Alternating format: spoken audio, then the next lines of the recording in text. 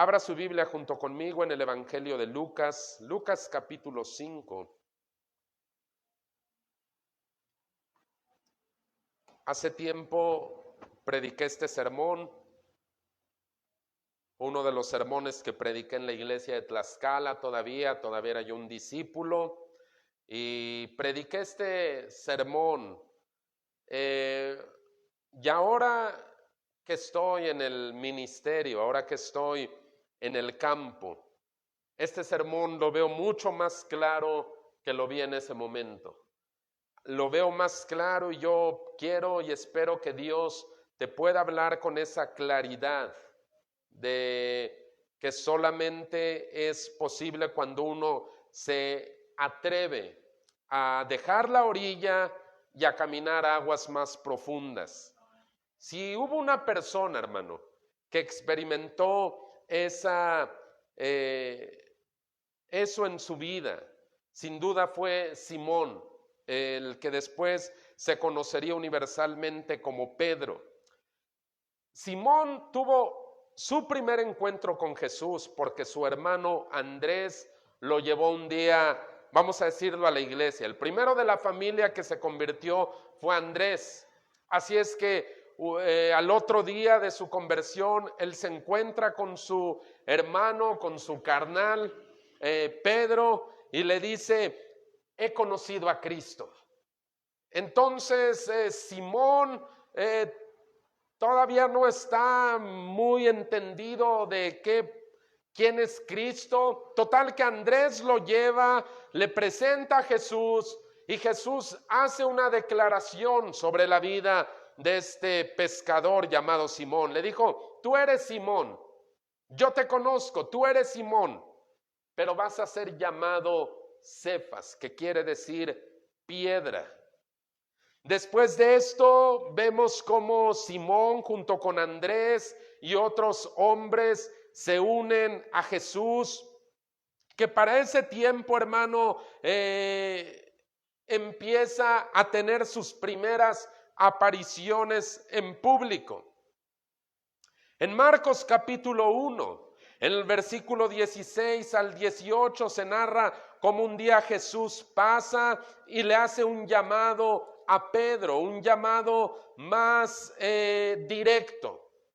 Dice la Biblia que Pedro y Andrés están trabajando porque ambos se dedicaban al negocio de la pesca, y Jesús los llama y les dice que los va a convertir en pescadores de hombres. A partir de ese momento, Pedro y Andrés comienzan a seguir a Jesús ya no de lejos, sino que lo empiezan a seguir más cerca, de una manera más comprometida. Haga de cuenta que Jesús los llama al discipulado, ya no solamente a ser congregantes, ya no solamente a ser parte de toda la multitud que escuchaba los sermones del Señor. Ahora Jesús los está llamando a una relación más estrecha.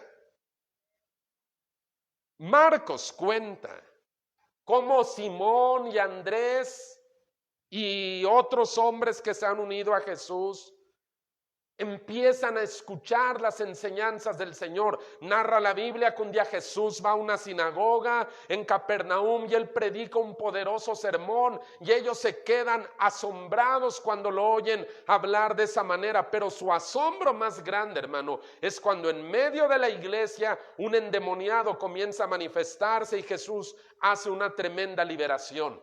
Eso fue uno de los primeros milagros que estos hombres pudieron ver.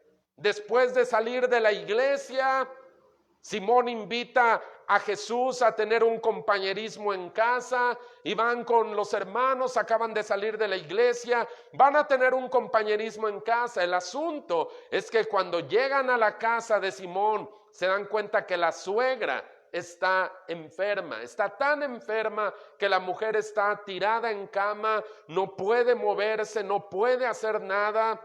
Yo no sé si la suegra era la que iba a cocinar ese día. El asunto es que Simón le pide a Jesús si puede orar por ella. Le dice: Señor, mira, mi suegra está enferma. Es tremendo, quiere decir que Simón amaba a su suegra. Le dice: ¿Puedes orar por ella? Y entonces el Señor Jesús toca a esta mujer y esta mujer se vuelve, adquiere sanidad. El Señor la sana en ese momento, la mujer se levanta y el chisme corrió como reguero de pólvora, hermano. En la noche, esa noche de sábado, una cruzada de milagros ya estaba afuera de la casa de Pedro. Dice que gente de toda la ciudad, cuando escuchó que Jesús había sanado a la suegra de Pedro, dice que se le juntó una gran cantidad de enfermos y Jesús estuvo orando por ellos hasta muy entrada la noche. Entonces, te estoy poniendo toda esta historia porque quiero que tú veas el contexto de este hombre, de Simón. Él ha tenido un encuentro personal con el Señor Jesucristo. Ha visto milagros, ha escuchado sus enseñanzas, ha visto milagros en su propia familia. Muchas cosas poderosas ocurrieron en ese breve tiempo en que Simón conoció al Señor Jesucristo. Pero la Biblia hace un paréntesis. La Biblia no nos dice qué ocurrió entre Marcos 1 del 16 al 20 y tantos y lo que ocurrió en nuestro texto que vamos a leer hoy de Lucas 5 del 1 al 11. Al parecer, Simón y su hermano Andrés se habían separado de Jesús. Al parecer ya no andaban juntos, por lo menos no en ese compromiso como de los primeros días. A veces, hermano, Jesús nos llama y tenemos un primer amor que nos queremos estar todo el tiempo sirviendo a Dios, todo el tiempo queremos estar en la iglesia, todo el tiempo queremos estar en evangelismos, todo el tiempo queremos estar en compañerismos con hermanos, todo el tiempo queremos estar haciendo la obra de Dios, pero a veces, hermano, ese primer amor se enfría. A veces los afanes, las ocupaciones del trabajo, de la vida o los pretextos hacen que nosotros marquemos una brecha, una distancia entre Jesús y nosotros. El asunto, hermano, es que cuando Dios llama a alguien para hacerlo más cercano a Él, créame que Dios no se va a rendir a la primera. Dios va a seguir tocando a la puerta. Y va a seguir insistiendo, no en un ruego, no como si Él necesitara de nosotros. Pero cuando Dios ha llamado a alguien, por más que ese alguien se le eche a correr, hermano, siempre va a terminar alcanzándolo. Y eso le pasó a Simón. En Lucas capítulo 5, en los versículos del 1 al 11, la Biblia nos cuenta un segundo llamado de Jesús a Simón. Y a partir de ese segundo llamado, Simón ya no vuelve a ser el mismo. Ahora sí deja todo atrás para seguir a Jesús. Ese día, ese encuentro, marcó la vida de Pedro.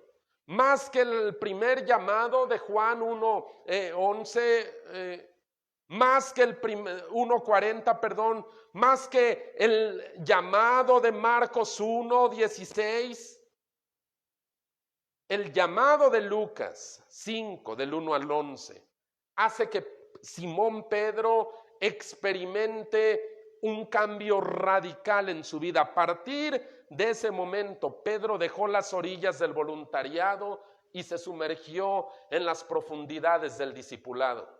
Ese fue el parteaguas. Alguna vez he dicho, hay una gran diferencia entre un voluntario y entre un discípulo. El voluntario solo lo hace si le conviene, si tiene ganas, si ese día lo siente de Dios o no lo siente de Dios, si ese día se levantó con el pie derecho, porque si se levantó con el pie izquierdo no lo va a hacer. Un discípulo, hermano, camina siguiendo a Jesús, aunque muchas veces puede ser algo riesgoso. Quiero ir a Lucas capítulo 5, versículos del 1 al 11, porque quiero predicarte un sermón que le he titulado Boga mar adentro. Lucas capítulo 5, versículos del 1 al 11. Aconteció que estando Jesús junto al lago de Genezaret, el gentío se agolpaba sobre él para oír la palabra de Dios. Y vio dos barcas que estaban cerca de la orilla del lago, y los pescadores, habiendo descendido de ellas, lavaban sus redes. Y entrando en una de aquellas barcas, la cual era de Simón, le rogó que la apartase de tierra un poco. Y sentándose, enseñaba desde la barca a la multitud. Y cuando terminó de hablar, dijo a Simón: boga mar adentro y echen sus redes para pescar. Respondiendo Simón le dijo: Maestro, toda la noche hemos estado trabajando y nada hemos pescado, mas en tu palabra echaré la red. Y habiéndolo hecho, encerraron gran cantidad de peces y su red se rompía. Entonces hicieron señas a los compañeros que estaban en la otra barca para que viniesen a ayudarles, y vinieron y llenaron ambas barcas de tal manera que se hundían.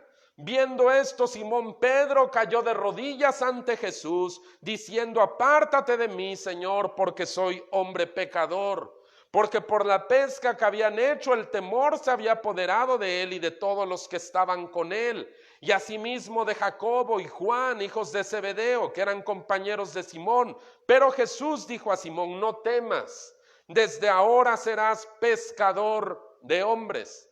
Y cuando trajeron a tierra las barcas, dejándolo todo, le siguieron. Quiero hablarte acerca de boga mar adentro. Y quiero ir en primer lugar a un amor irresistible. Un amor irresistible. El amor de Dios, hermano, no se puede resistir. Por más endurecida que sea una persona, cuando de verdad tiene un encuentro con el amor de Dios, es algo que no puede resistirse. Muchas veces, hermano, nosotros intentamos endurecernos. Muchas veces nosotros intentamos escapar de ese amor y a veces incluso de ese llamado de Dios. La Biblia, nuestro texto, dice que a Jesús lo oía una gran multitud de personas. Eso es lo que dice Lucas 5:1, que una multitud se agolpaba sobre él, o sea, lo apretujaba.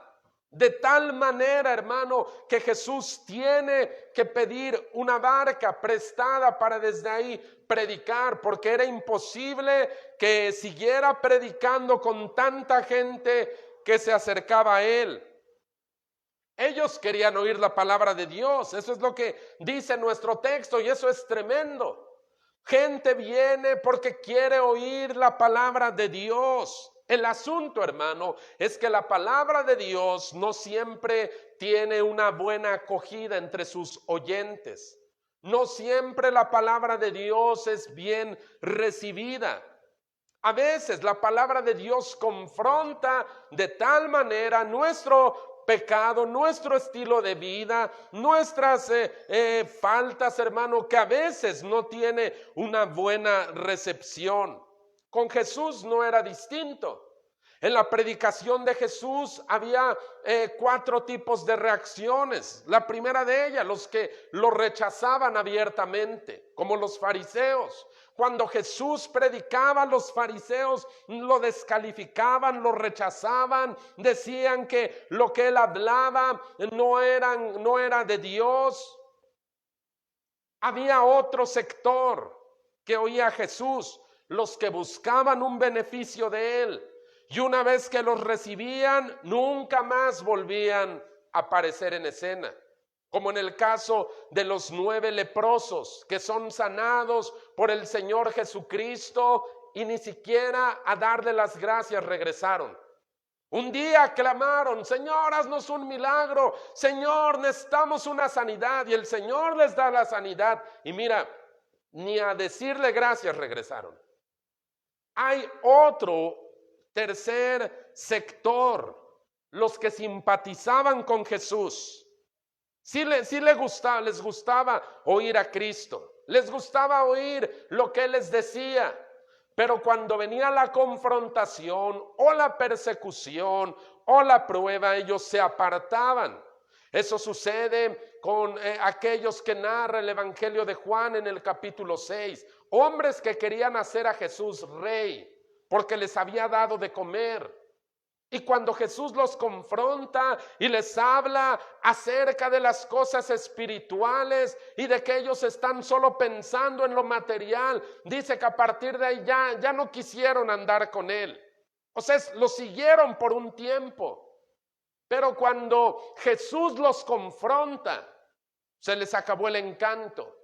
Oh, ¿para qué vamos a seguir yendo con Jesús? Si mira nada más lo que nos dice. Ya había un cuarto sector, los que se sometían a su señorío y se rendían a Él, aquellos que se convertían en discípulos suyos. Mira, en la actualidad las cosas no han cambiado mucho. Esos mismos 4 tipos de oyentes los seguimos encontrando. Aquellos que rechazan el mensaje de la palabra de Dios, que cierran sus oídos y dicen, no me interesa lo que tengas que decir de parte de Dios, y rechazan la palabra. 2, los que solo quieren un beneficio. Y una vez que lo obtienen, desaparecen. 3, los que lo siguen, pero en el momento de las tribulaciones o de las pruebas, se apartan. Y 4, los que siguen a Jesús a pesar de todo lo que puede ocurrir. Jesús, hermano, no busca simpatizantes. Lo he dicho una y varias veces. Jesús no está interesado en tener simpatizantes. Él lo que busca son adoradores, busca discípulos. Él quiere ser el Señor en la vida de hombres y de mujeres. De hecho, la gran comisión no ha sido direccionada para alcanzar simpatizantes para Jesús. La gran comisión es para ir y hacer discípulos entre todas las naciones. Así es que Dios, cuando llama a alguien, no lo llama a otra cosa, sino a rendirse a Él por medio del discipulado. Jesús está buscando nuestra rendición total y absoluta, hermano. Eso es algo que a veces se nos olvida. A veces pensamos que Jesús es como el genio de la lámpara maravillosa. Le frotamos y nos concede algún deseo. Oh Señor, yo quiero que me des un trabajo. Oh Señor, yo quiero que me sanes de esta enfermedad. Oh Señor, yo quiero que restaures mi matrimonio. Oh Señor, yo quiero que hagas esto en la vida de mis hijos. Pero solo como un genio. No queremos que Jesús se meta en nuestras vidas. No queremos que Jesús altere nuestros planes.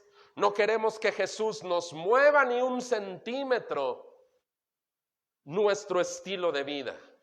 Queremos sus beneficios, pero no queremos que Él sea Señor. Ahora escucha.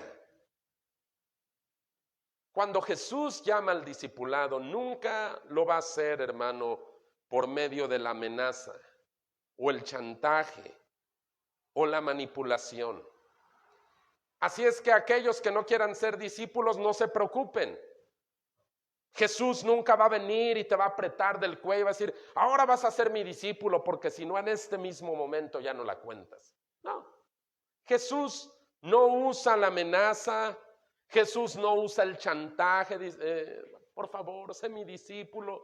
Si no eres mi discípulo me vas a hacer llorar y me voy a sentir muy mal y no me gustaría que me rechazaras, me dolería tanto que me rechazaras. No, Jesús no usa ninguno de esos medios.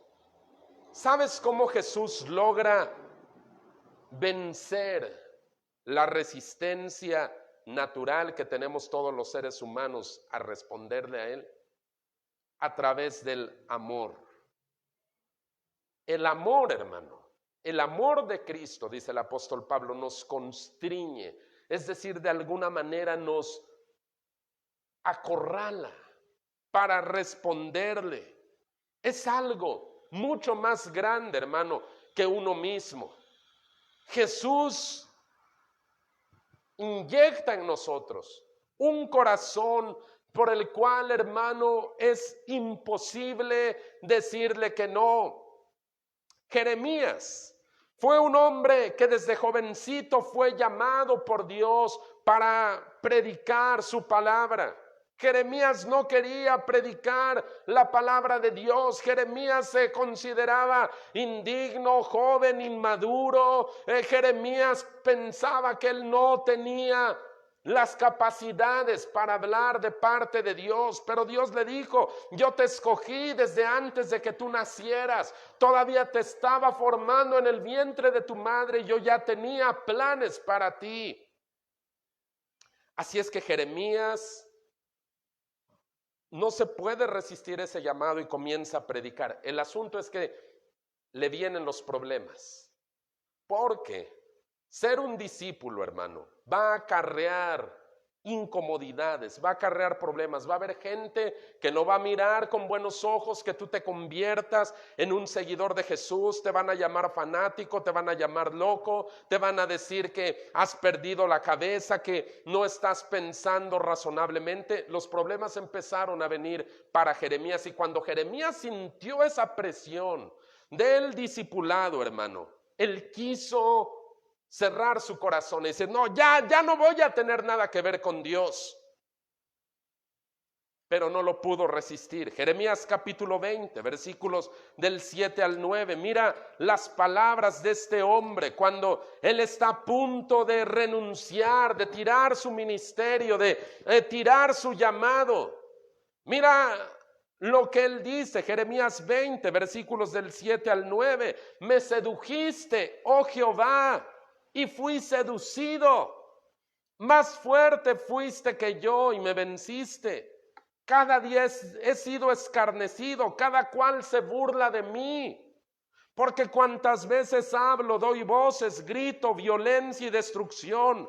Porque la palabra de Jehová me ha sido para afrenta y escarnio cada día.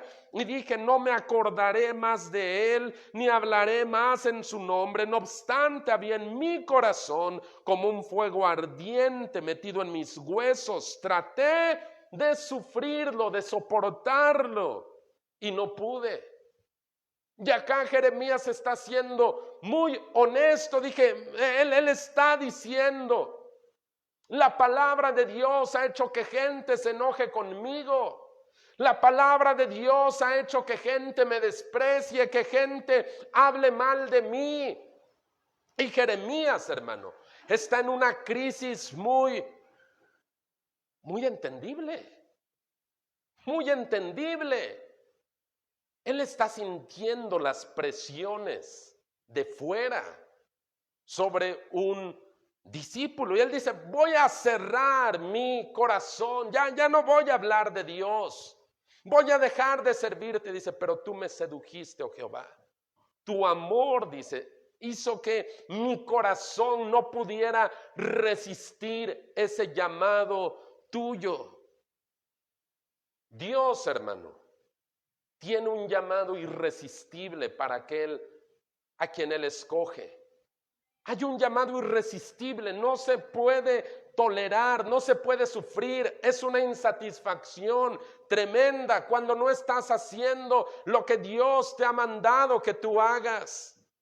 Ahora, si Dios te está hablando al ministerio, si Dios te está retando a dar pasos más comprometidos, más serios de parte de Dios, no tienes, hermano, por qué desconfiar de Él. Porque Jesús siempre hace llamados muy gentiles cuando se trata de servirlo a Él. Mira, quiero que entiendas algo. Él es Señor de todo y de todos. Él por derecho propio pudiera tomar nuestras vidas, por derecho propio, no tendría que pedirnos permiso, no tendría que decir, oye, ¿quieres?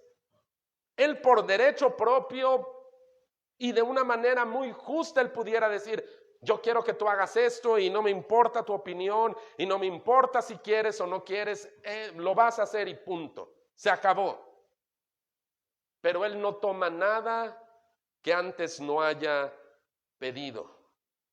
Él no toma nada. Él hace el llamado. Él invita. Y si tú rechazas esa invitación, Él no te obliga, Él no te forza, Él no le hace manita de puerco a nadie para que se rinda su voluntad. Nuestro texto de esta tarde habla como el Señor le pide a Pedro que si lo deja predicar desde su barca. Y mira lo que dice Lucas 5:3, entrando en una de aquellas barcas, la cual era de Simón, le rogó. Quiero que notes esa palabra. Le rogó. La palabra griega original habla de una petición muy amable, así como, Pedro, por favor, ¿puedo subirme en tu barca? ¿Puedo predicar desde ahí? Le rogó, le pidió con gentileza, con amabilidad, que le apartase de la tierra un poco para que él pudiera predicar. El llamado de Dios para servirlo, para comprometerse con él, hermano, es un llamado gentil, pero al mismo tiempo es un llamado irresistible. Uno no puede, hermano, simplemente hacerse el loco, como que, oh, bueno, Dios no me ha dicho nada. Mire, yo le puedo contar de mi propia experiencia cuánto tiempo yo me resistí al llamado del Señor para el pastorado. Yo ya había recibido palabra de profecía dos veces diferentes, con un lapso de años, con 2 evangelistas distintos. En momentos diferentes de mi vida, Dios me había hablado y me había dicho que me tenía escogido para el pastorado. Y yo dije, no, Señor, yo tengo otros planes, yo tengo otra agenda. No, Señor, yo no quiero eso. Pero el llamado de Dios, hermano, es tan irresistible que yo veía el llamado de Dios en todas partes. Leía mi Biblia y ahí parecía que Dios me estaba hablando. Leía algún libro y parecía que Dios me hablaba. Escuchaba alguna canción, parecía que Dios me hablaba. Le digo, he contado este testimonio algunas otras veces, que a veces iba manejando y me encontraba un espectacular, un anuncio promocionando alguna marca, alguna cosa. Y aún en esas frases parecía que Dios me hablaba. Soñaba que estaba en el campo, soñaba que estaba en el ministerio, soñaba, y esos sueños me inquietaban porque no eran sueños propios, o sea, no era algo que de mí hubiera salido. Pero eso de alguna manera, hermano, me hacía notar que Dios me llamaba y me llamaba y me llamaba y me llamaba, hasta que llegó un punto en el cual mi resistencia fue rota. Porque el llamado de Dios es irresistible.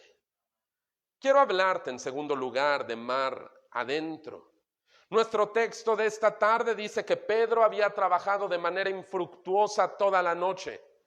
En balde se desveló, hermano. En balde se esforzó, en balde lo intentó vez tras vez. Cuando llegó la mañana, el resultado de todo su trabajo era 0.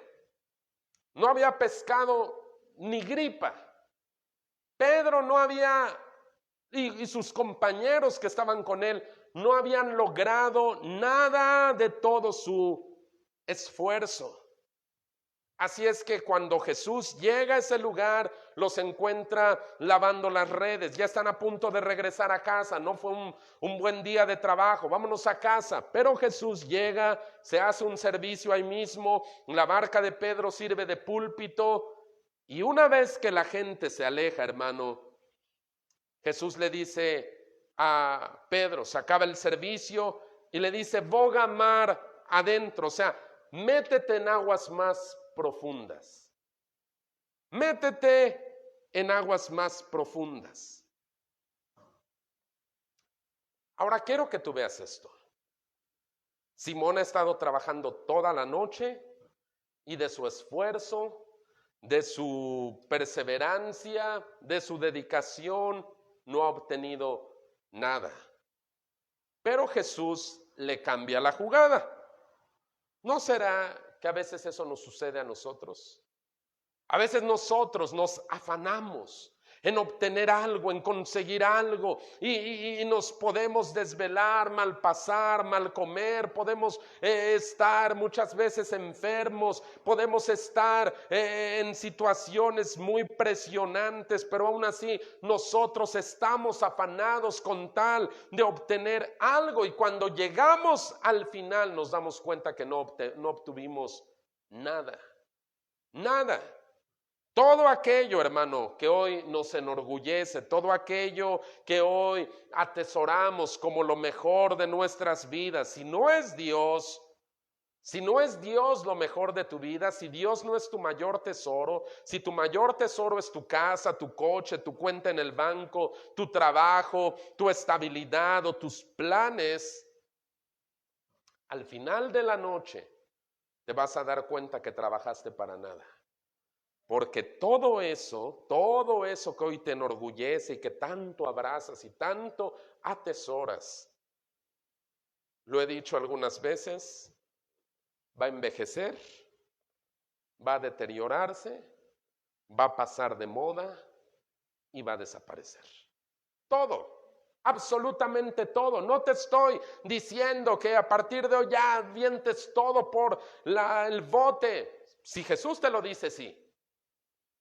Pero lo que te estoy diciendo, que si la aspiración mayor de tu vida es tener un gran trabajo, un gran coche, una gran casa, una gran cuenta en el banco, al final de la noche de tu vida te vas a dar cuenta que trabajaste para nada, que todos tus esfuerzos, todos tus desvelos, todas tus malpasadas, todas las cosas difíciles que tuviste que pasar no tuvieron mayor provecho.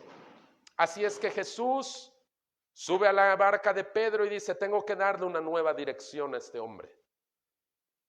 Métete a las aguas profundas, boga mar adentro.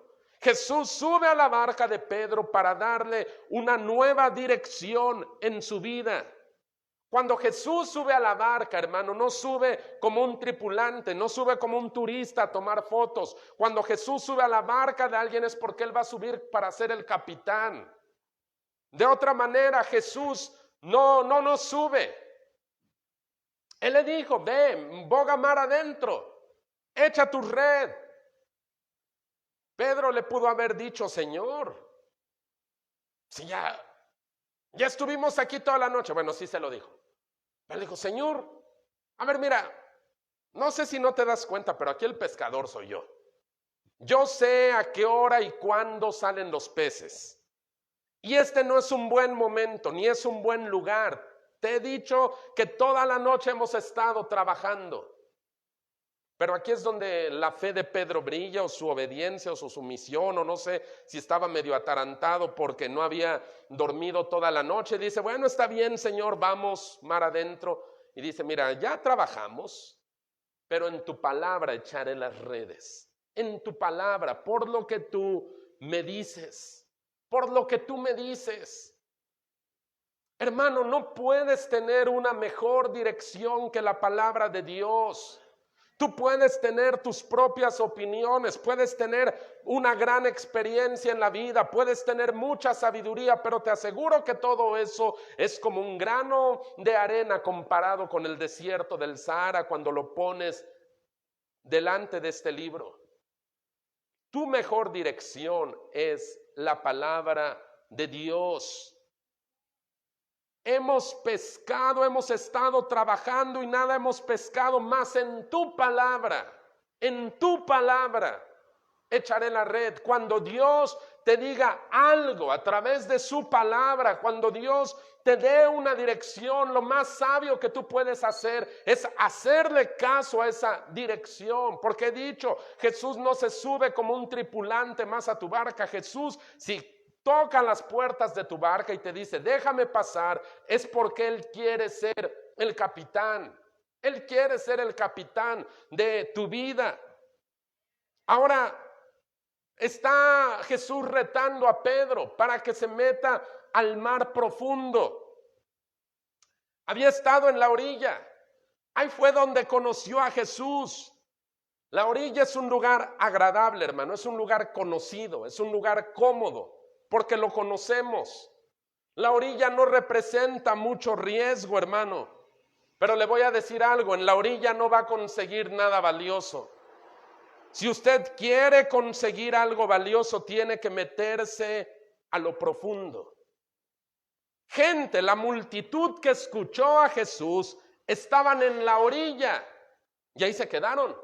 Y cuando acabó el sermón, todo el mundo se fue y su vida no cambió. Pero Simón le hace caso a Jesús, va a las profundidades y su vida fue transformada. Porque en la orilla tú no vas a pasar de lo mismo. No vas a pasar de lo mismo, será siempre, habrá una vida intrascendente. Decíamos que Dios no te compró a un precio tan caro para que simplemente tuvieras una vida sin propósito, una vida sin sentido. Imagínese usted que compra algo muy caro y que solamente lo tiene ahí arrumbado en una esquina. Dice, eso fue una mala inversión. Dios no nos compró un precio tan caro para que nosotros siguiéramos viviendo una vida intrascendente, una vida sin sentido, una vida gris. Así es que Jesús le dice a Simón, vamos a las profundidades. En la orilla se quedó la multitud, pero yo te quiero llamar a un siguiente nivel, a un nivel nuevo de compromiso, a un nivel más cercano a mí, a un nivel nuevo de experiencia para ti. La multitud se quedó en la orilla. Tú ven a lo profundo. Y si la orilla es cómoda, y si la orilla es inofensiva, y si la orilla es conocida, la profundidad es todo lo contrario. Porque la profundidad es desconocida, la profundidad es riesgosa, la profundidad algunas veces es incómoda y por supuesto la profundidad nos va a asustar. Eso también es normal. Alguien que diga, no, yo sí me aventé y a mí no me importaba nada, bueno, puede ser que es alguien demasiado valiente, aunque es Superman. El asunto es que todos los seres humanos le tenemos miedo a lo desconocido. Todos los seres humanos le tenemos miedo al riesgo. Todos los seres humanos nos cuesta trabajo soltar aquello que tan cómodo nos hace sentir. Pero decía yo hace un momento, en la zona de comodidad no vas a conseguir nada trascendente.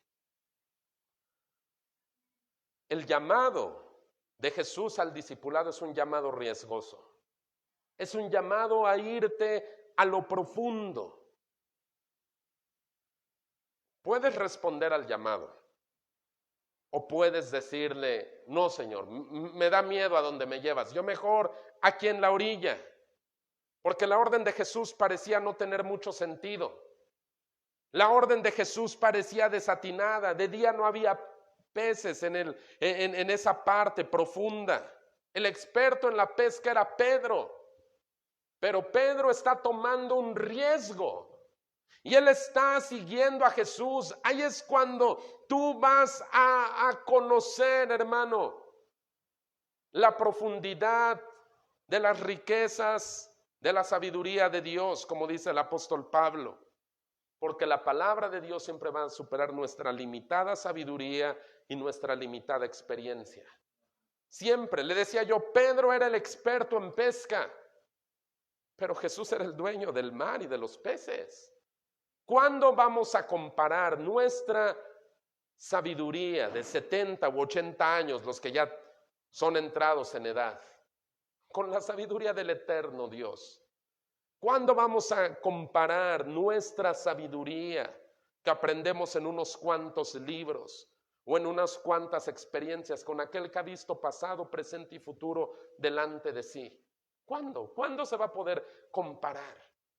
Así es que Pedro toma una buena decisión. Él simplemente sigue las instrucciones de su capitán, van al fondo y el milagro ocurre. Ese día Pedro tuvo una de las pescas más extraordinarias de toda su vida. Y ese día Jesús le hace el segundo llamado al discipulado y el definitivo. Y quiero que tú veas la lucha que habrá experimentado este hombre, porque ese es el día en el que mejor le está yendo en su negocio de pesca. Dice que las redes estaban a punto de romperse, que tuvo que pedir la ayuda de sus compañeros para que le pudieran llevarse todo el cargamento de peces, que incluso las barcas estaban por hundirse. Y ese día Jesús le lanza el reto al discipulado. En el momento de su mayor bendición económica, ¿qué habrá pensado Pedro? Seguir a Jesús. Pero si ahorita me está yendo muy bien en el negocio, me va a ir muy bien con esto, puedo comenzar algo mejor de lo que hasta ahorita tengo. La gente se dio cuenta de lo que ocurrió.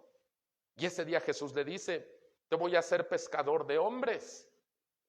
Hay un conflicto en la mente de este hombre, porque en su momento de mayor prosperidad material, él decide dejar todo. Y eso, hermano, créame que es algo que uno lee aquí muy a la ligera. Pero Pedro era un padre de familia. Dice que tenía suegra, por lo tanto tenía esposa. Ese día, Pedro decide dejar su gran cargamento de peces, su barca, sus redes y seguir a Jesús. Dios nos va a llamar muchas veces en el momento más, si lo vemos desde nuestra perspectiva, más inoportuno. Y así es como se ve la marca de un verdadero llamado. Porque cuando Jesús es tu última opción, cuando Jesús dice, bueno, me va mal en todas partes, me va mal en el negocio, me va mal en el trabajo, pues mejor sigo a Jesús. Quiere decir que Jesús es tu última opción. Pero cuando Dios te está bendiciendo, cuando estás teniendo prácticamente todo lo que habías deseado y decides seguir a Jesús, esa es la marca de un verdadero llamado. Y esa es la marca del verdadero discípulo. Porque un discípulo es alguien que rinde, hermano, su vida para dejar que otro trabaje en ella. Su maestro trabaja en ella. El maestro es el que le dice al aprendiz, así se hace, así no se hace. Mira, así se amasa la harina para hacer el pan. Mira, así se hace la mezcla para pegar los tabiques. Mira, así se corta el polín para fabricar este mueble. Es el maestro quien da la dirección, quien imparte el conocimiento, quien imparte las directrices que va a seguir el aprendiz. No el aprendiz al maestro. El aprendiz es quien está aprendiendo. Bueno, en el discipulado es lo mismo. Jesús es el que nos da las direcciones, la directriz. Y un discípulo es el que lo sigue. Dice, oh, está bien, Señor. Bueno, yo pensé que así se hacía la mezcla, pero no se hace así. Lo voy a hacer en tu palabra. Lo he intentado de esta manera, pero ahora lo voy a hacer en tu palabra. Si Pedro hubiera decidido conservar lo poco que tenía, que para él era mucho, Pedro hubiera sido la tendencia, el trending topic de su pueblo unas semanas. Tal vez hubieran pasado videos de YouTube ahí con toda su pesca abundante, hubiera puesto su pescadería y se hubiera perdido en las arenas del olvido. Como toda esa gente que escuchó a Jesús desde la orilla. Era una multitud, pero solo 4 hombres están respondiendo al ministerio: Simón, Andrés, Jacobo y Juan. Toda una multitud escuchó la predicación, pero solo 4 dan esos pasos de obediencia a Jesús. Esa multitud se volvió intrascendente. Pero luego vemos esos 4 hombres siendo los pilares de la iglesia primitiva, acompañando al Señor Jesucristo en su glorificación, en su tribulación. Vemos a Pedro, a Jacobo y a Juan acompañando a Jesús en la transfiguración y viendo cómo el Señor manifiesta su divinidad. Vemos a Pedro, Jacobo y Juan, esos mismos hombres de aquí, de este relato. Vemos a Jesús en su agonía en el huerto de Getsemaní. Vemos a estos 3 mismos hombres, Pedro, Jacobo y Juan, siendo los pilares de la iglesia de Jerusalén. Pablo va y los visita, dice: yo quería saludar, ver quiénes eran ellos, porque ellos eran los puntos de referencia. Estos hombres se volvieron puntos de referencia en la obra de Dios. ¿Por qué? Porque ellos soltaron lo que no iban a poder conservar eternamente para lograr un premio eterno. En la eternidad, hermano, los nombres de Pedro, Jacobo, Juan y Andrés perduran. Apocalipsis capítulo 21. Mira lo que dice la palabra de Dios. Apocalipsis capítulo 21. Aquí está precisamente Juan, el apóstol, el que respondió ese día teniendo una visión del cielo, de la nueva Jerusalén, la santa ciudad. Y mira lo que dice Apocalipsis capítulo 21. Dice, 21 versículo 10, me llevó en el espíritu un monte grande y alto y me mostró la gran ciudad santa de Jerusalén, que descendía del cielo de Dios, teniendo la gloria de Dios, y su fulgor era semejante al de una piedra preciosísima, como piedra de jaspe, diáfana como el cristal. Tenía un muro grande y alto con 12 puertas, y en las puertas 12 ángeles y nombres inscritos, que son los de las 12 tribus de los hijos de Israel. Al oriente 3 puertas, al norte 3 puertas, al sur 3 puertas, al occidente 3 puertas. Versículo 14, y el muro de la ciudad tenía 12 cimientos, y sobre ellos los 12 nombres de los 12 apóstoles del Cordero. En la eternidad todavía refulgen, brillan perpetuamente el nombre de Pedro, el nombre de Jacobo, el nombre de Juan, el nombre de Andrés. El llamado de Dios siempre va a ser muy superior a nuestros pequeños llamados, hermano. Muy superior. Tú puedes tener grandes aspiraciones y está muy bien.